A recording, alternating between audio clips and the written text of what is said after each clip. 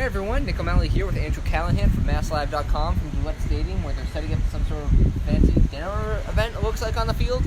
But we just finished up. Andrew got a chance to check out Patriots practice, and Bill Belichick may or may not have insinuated that he didn't know about Andrew Luck retiring. Bizarre day here. Definitely a case of the Mondays at Gillette. Of course, lots to catch up on with Belichick since we last saw him for Thursday's 10-3 win over Carolina. Patriots are back at practice, and there was apparently a misunderstanding about Bill saying outright, like, I didn't see it in terms of Andrew Luck's retirement, which occurred Saturday, was processed yesterday on the NFL's transaction wire. Here we are today, Monday. The Patriots have since clarified that Bill means that he didn't see it coming, which he, of course, didn't say.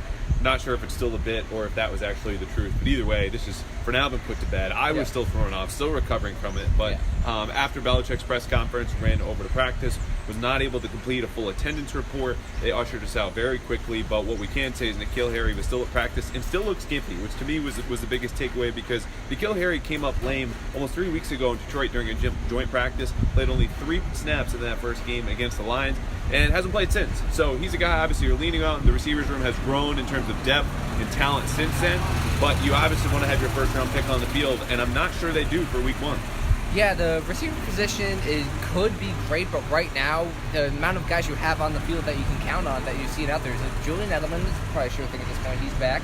Josh Gordon, you haven't seen him. Demarius Thomas, you haven't seen him. N'Keal Harry, and you just cut Maurice Harris. So does that leave the most reliable guy that's played the preseason as Philip Dorsett? Yeah, and I would put Jacoby Myers in there. I mean, Dorsett caught all 7 passes that he saw against Carolina again last week. You know, he and Myers were tops in terms of targets, and I wrote about this after the game, that when it comes to Tom Brady, it's easy to measure that trust because you just look at the number of targets, who is seeing the most pass attempts in their direction, and it's those two. I think obviously Julian Edelman changes that equation with the decade of experience with Tom Brady and the way they've been able to establish just some of the best chemistry you would see across the league. So those 3 seem firmly set, barring any further injuries, even though Edelman hasn't played in the preseason. I don't think he really needs it.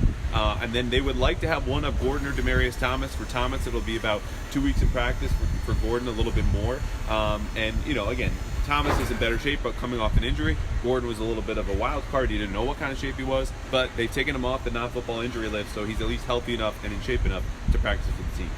All right, and another thing to keep an eye on is what's going on with the Patriots roster projections. You posted your latest one this morning. We've definitely had a lot of changes. Keontae Davis got cut this morning. Scooby Wright is in the building, apparently. Yeah. Former Arizona standout that has had a lot of splashes in the NFL. What would you say were your biggest, surprises, or what would you say is the biggest surprise you think is going to come down with the roster cuts? Well, if you've been following along, and we certainly hope you have, there hasn't been one surprise really new with this projection. It's been similar to our last couple.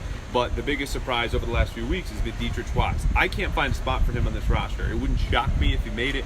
Third-year pass rusher out of Arkansas, but he fit their old defense much better than he does this new one, where they're going to go back to the old 3-4 that you saw in Belichick's first days with the Patriots, and he's a guy at 6'5", 275 pounds, doesn't hold up as someone who's really just charged with occupying blockers so the linebackers can roam free or blitz off the edge. I mean, he's a guy who's better coming off the edge himself, and you wonder if there's another team out there, and I think there are certainly teams, headed by former Patriot lieutenants on the coaching staff and in the front office ago, we can find a use for him. I think most teams could, but right now New England, you've got up-and-comers like Byron Coward, a 5th-round pick. He's 6'3", 300 pounds, much better suited to lock down at the end position in the 3-4, or kick inside and play defensive tackle. Wise is not a defensive tackle. It just looks like a misfit. So beyond that, Calvin Munson, a linebacker, you can read about him today, 3rd-year guy at San Diego State. I think he's a sleeper to make the roster. Otherwise, 6 receivers, but you don't see a whole lot in New England, but we just talked about that depth. You don't really feel comfortable cutting any one of those guys. Yeah, and the Patriots have depth, which they have a sort of good problem where they can look and say,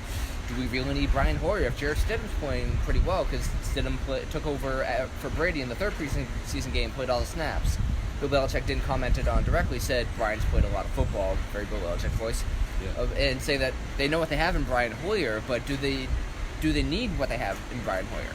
I think so. I mean, I think I'm find myself in a minority there where a lot of people are comfortable cutting Hoyer and you just go with 2 quarterbacks. The Patriots typically go with 2 quarterbacks. When they haven't, it's because of the presence of a rookie, but then they also make moves to, shift one of the quarterbacks out of there. So for me, I just look at it like this. If Tom Brady were to go down for a couple of games, I think you feel more comfortable with Brian Hoyer taking over and have a higher chance of succeeding than Stidham, who, while he could command the offense and has shown good poise in the pocket here in the preseason, also invites a lower floor, and that's just natural for rookies. You're going to get more variance, up and down nature of their ability and their performance out there on the field, and you've seen that with fumbles, near interceptions at Tennessee. The stats look good for Stidham in the preseason, but I don't think you've seen steady improvement from him from Detroit, then against the Titans, and of course now against Carolina. So you keep Hoyer on the roster, allow him to run the scout team, where of course his experience comes and so handy. We saw that last year when they're facing different defenses, and he's saying, hey, if you guys do this will help out. And that's why the Patriots defense, in part, was able to get on a roll late and dominate the Rams as they did in the Super Bowl. Yeah, we have a question here about N'Keal Harry. Someone asking whether, because he's been sort of being held out so long, that whether or not he's up to it. Do you think it's an injury? It looks like a hamstring issue with him, right? Yeah, it does. We're going to call it officially a right leg / hamstring just to cover all our bases. But when he first came up, I was there in Detroit, and when he's kind of on the sideline and they actually reintroduced him to practice, it looked like a hamstring, which are always very finicky kind of injuries.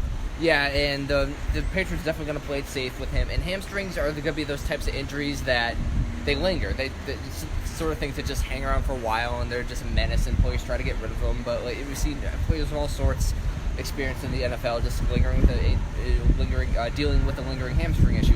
It's the sort of thing that happens. Yeah, and generally the Patriots are going to play it safe when it comes to injuries. We saw Demaryius Thomas yesterday. I got to speak with him for the first time. He's coming off, of course, a much different injury with a torn Achilles he suffered in December. But we said, was it difficult to be patient? And he goes, yeah, to some degree, but you don't want to re-injure it in the process of coming back. And I think that's probably where they're at with Harry, where you go, we'll just give you an extra day or 2 or week if necessary. But the thing is, in the limited time that we've seen him, which again, strictly is warm-ups, he doesn't look okay just simply jogging around. So I think, in my opinion, were quick to push him back and have him play in a preseason game 2 days after he sustained this right hamstring or leg injury. And they're kind of paying the price right now. But at least for them, they go, we've got enough depth where previously, had Josh Gordon not come back and Demaryius Thomas not been available, you might feel the need to rush him into regular season action, but obviously he wouldn't be ready.